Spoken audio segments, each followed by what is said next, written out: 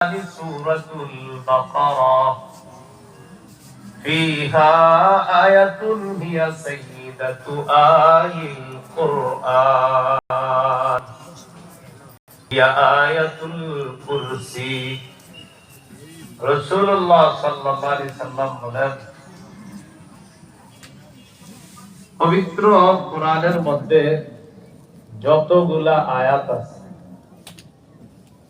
এই সমস্ত আয়াতগুলোর মধ্যে সূরা বাকারার মধ্যে একটা আয়াত আছে 255 নম্বর যে আয়াত, এটা হলো আয়াতুল কুরসি।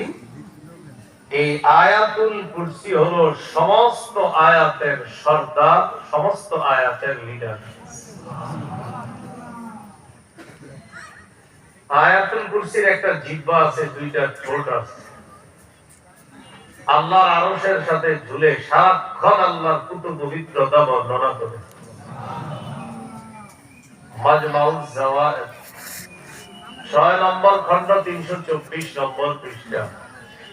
قال رسول الله صلى الله عليه وسلم والذي نفسي بيده إن لها لسانا وشفتين تقدس الملك عند ساق العرش।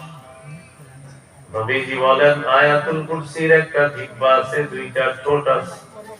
আল্লাহর কসম আরশের কাছে আয়াতুল কুরসি সদা সর্বদা জিহ্বা আর ঠোঁট দিয়ে আল্লাহর কুতুব পবিত্রতা বর্ণনা করে।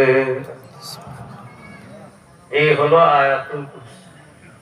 আল্লাহ তাআলা বলেন আল্লাহু লা ইলাহা ইল্লাহু, আল্লাহ তিনি ছাড়া কোনো ইলাহ নাই। বলেন আমার সাথে, তিনি ছাড়া কোনো ইলাহ নাই। এই বাক্যটি তাওহীদের বাক্য। তাওহীদের জন্য মৌলিক 4টি শর্ত।